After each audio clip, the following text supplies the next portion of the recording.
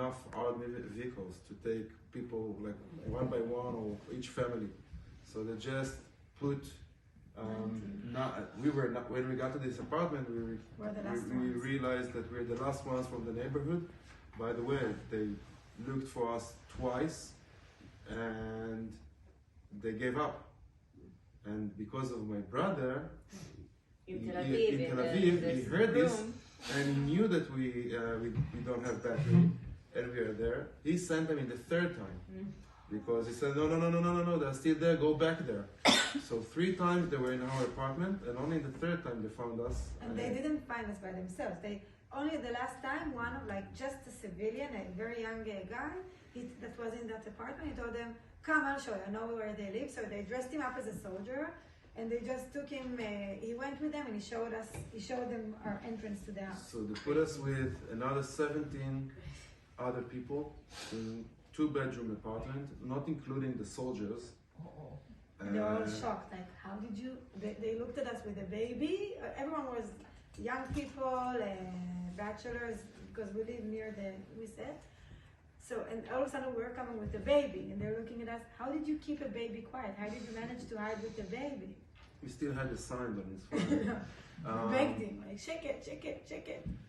And there we were another 4 to 5 hours. And they started, probably the terrorists realized that they're putting everyone in this apartment, so they started to close and come from all over to this apartment, started to shoot. The soldiers, it was a huge battle outside. The soldiers went out, and it was like few good minutes of a crazy battle. Can you share what you told me about the twins? Yeah. What they shared with you after? Yeah, what we've learned, no one like back then, just like she said on her family, no one knew nothing at that point. Only afterwards we've learned a lot of the details, and we realized that my sister's kitchen, the window or in the kitchen facing the street. It's right above the sink. Right above the sink, facing the street. And they found my sister on the kitchen's floor. They shoot her through the window and got inside. That's why the door was open. She went out to prepare bottles for the babies. Yeah, they found her with bottles of milk for the babies. And they verified. They shot her in the head when she was on the floor, and they found her lying there with 2 bottles in her hands. She just went out because she thought, just like us, I went out to call the dogs because she thought it's gonna be a few hours and then we should go. And then the shelter's door, which is not bulletproof, they saw 3 holes. They shot 3 bullets through the door, 2 hit Itai, and the 3rd one hit one of the baby's beds. They got inside because he held the door as well. So he saw Hadar and on the ground. He was and he closed the door. Yeah. And he locked the door. With the babies. Can't lock it, so he held it. With the babies. But yeah, they got inside.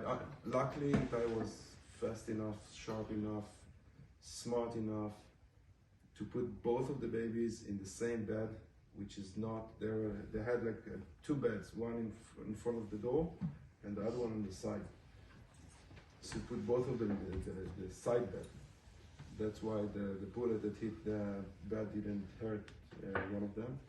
So they got inside and shot him in the head as well, like they did to Adal, just next to the twins.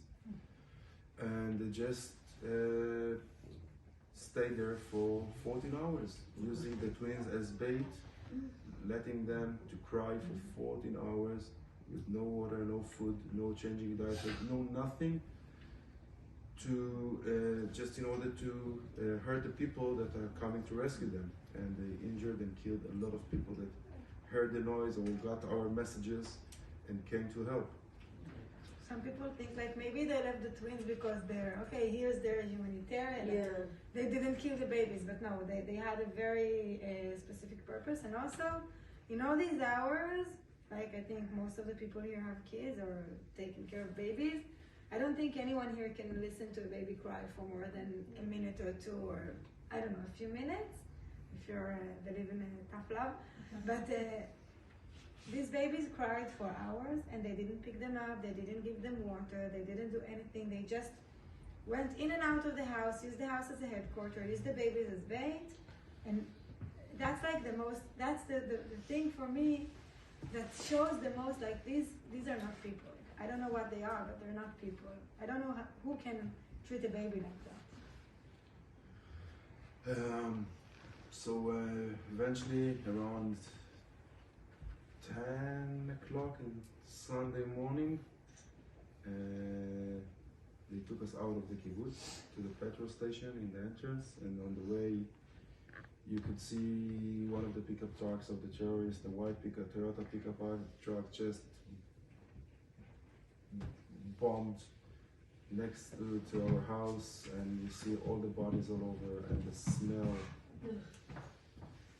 You also mentioned that one of your friends was Chovesh, and he opened like a little Medic. medic. Yeah. So later you